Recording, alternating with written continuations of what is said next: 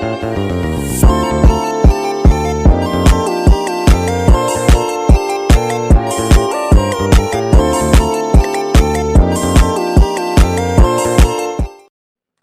perkenalkan nama lengkap saya Agustina Kilisradoni dengan NIM 2310310081 dari Prodi Pendidikan Bahasa dan Sastra Indonesia.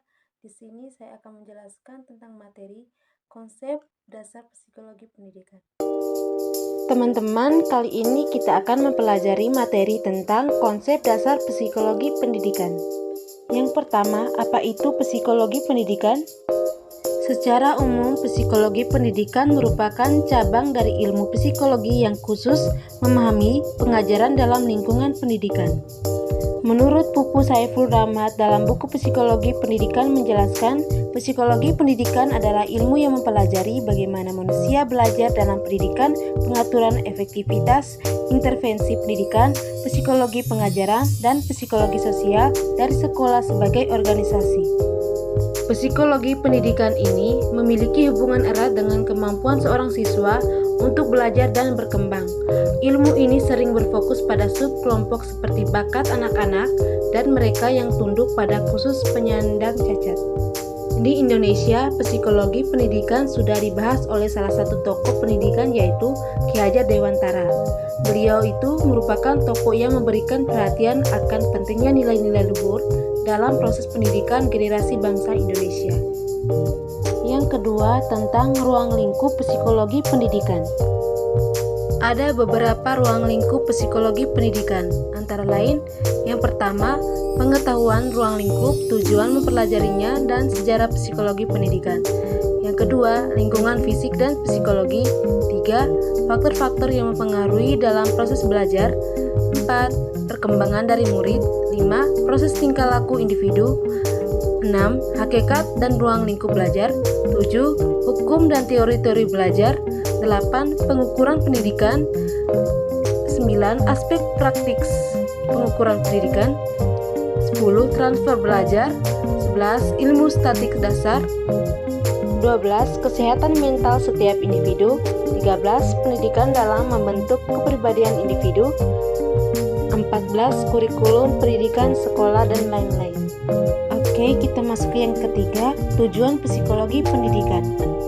Tujuan dari mempelajari psikologi pendidikan ini berperan penting terhadap berbagai kegiatan pendidikan khususnya dalam pendidikan formal, seperti sistem pengembangan kurikulum, proses belajar mengajar, sistem evaluasi, serta layanan bimbingan dan konseling. Dalam menyusun hal ini, psikologi dibutuhkan karena pendidikan sebagai suatu kegiatan yang di dalamnya melibatkan banyak orang, mulai dari peserta didik, para pendidik, administrator, orang tua, dan masyarakat. Nah, agar tujuan pendidikan tercapai secara efektif dan efisien, setiap orang yang terlibat harus bisa menunjukkan perilaku yang efektif pula. Inilah tujuan mempelajari psikologi pendidikan. Oke, lanjut yang keempat, manfaat mempelajari psikologi pendidikan. Psikologi pendidikan memiliki manfaat dalam dunia pendidikan, baik bagi siswa, guru, maupun institusi pendidikan. Berikut manfaat utama dari psikologi pendidikan. 1. Memahami proses belajar individu. Salah satu manfaat utama psikologi pendidikan adalah kemampuannya untuk membantu memahami bagaimana individu belajar. Dengan memahami gaya belajar, motivasi, dan kebutuhan individu, pendidik dapat merancang metode pengajaran yang lebih efektif. Manfaat yang kedua, meningkatkan kualitas pengajaran. Guru yang memahami konsep psikologi pendidikan dapat mengembangkan metode pengajaran yang lebih baik. Mereka dapat mengidentifikasi kendala-kendala yang mungkin dihadapi siswa dan mencari solusi yang sesuai. 3. Mengatasi tantangan perilaku. Psikologi pendidikan juga berperan penting dalam mengatasi masalah perilaku di lingkungan pendidikan, terutama dalam kasus siswa yang mengalami masalah perilaku atau emosional. Psikologi pendidikan dapat memberi panduan untuk intervensi yang efektif. Ini membantu menciptakan lingkungan yang aman dan kondusif. 3. Mengatasi tantangan perilaku. Psikologi pendidikan juga berperan penting dalam mengatasi masalah perilaku di lingkungan pendidikan, terutama Dalam kasus siswa yang mengalami masalah perilaku atau emosional, psikologi pendidikan dapat memberikan panduan untuk intervensi yang efektif. Ini membantu menciptakan lingkungan yang aman dan kondusif untuk belajar. Yang keempat, peningkatan pengambilan keputusan. Psikologi pendidikan membantu individu dalam pengambilan keputusan perihal pendidikan seperti pemilihan jurusan, karir atau rencana studi. Dengan pemahaman yang lebih baik tentang diri mereka sendiri dan kemampuan, siswa dapat membuat keputusan yang lebih tepat dan memuaskan. Yang berikut, objek dan metode psikologi pendidikan. Objek pembahasan psikologi adalah manusia, karena sifat-sifat manusia yang sangat kompleks dan unik. Sedangkan objek psikologi biasanya dibagi menjadi dua macam. Yang pertama, objek material, yakni objek yang dipandang secara keseluruhannya. Adapun objek material dari psikologi ialah manusia itu sendiri. Di samping menjadi objek psikologi, manusia juga menjadi objek bagi ilmu-ilmu yang lain. Contoh, sosiologi, kedokteran, antropologi, dan sebagainya. Yang berikut objek formal.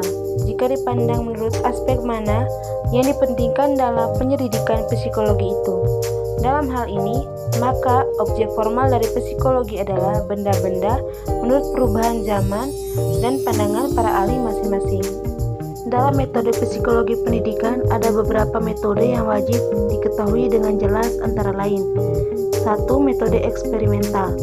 Yang dimaksud dengan metode eksperimental atau eksperimen merupakan sebuah pengamatan yang nantinya akan dilakukan dengan teliti, terutama terhadap gejala-gejala jiwa yang memang ditimbulkan secara sengaja.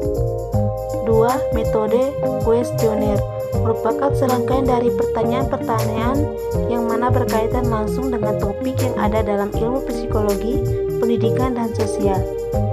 3. Metode klinis. Metode yang satu ini merupakan sebuah tempat diagnosis dan juga pengobatan untuk berbagai macam jenis kelakuan, gangguan fisik hingga perkembangan.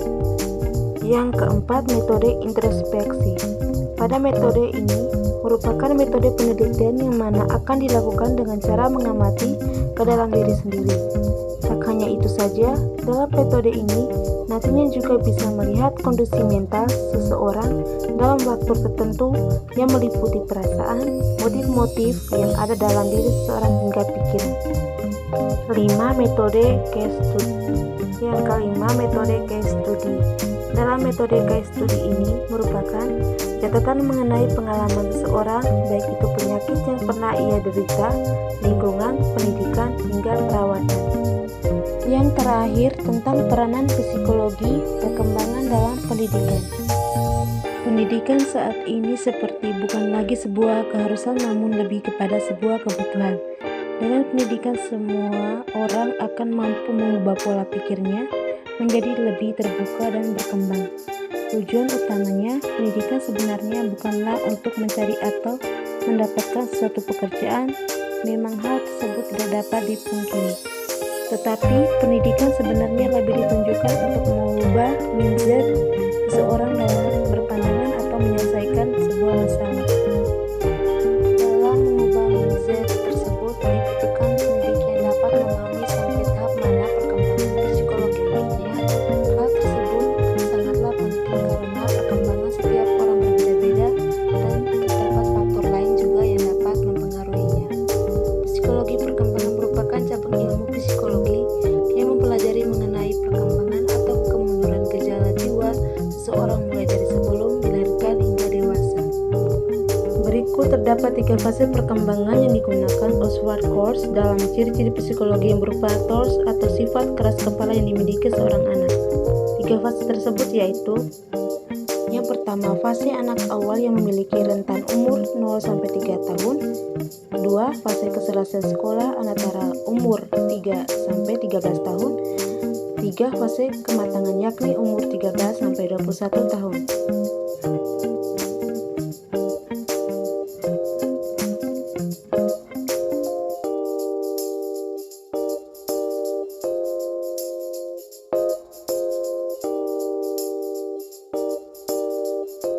Jadi dapat ditarik kesimpulan Memahami psikologi perkembangan merupakan hal yang penting saat kita menjadi seorang pendidik maupun orang tua, agar kita tahu sampai tahap mana perkembangan anak dan tentunya juga dapat memberikan solusi yang tepat atas permasalahan yang dialaminya.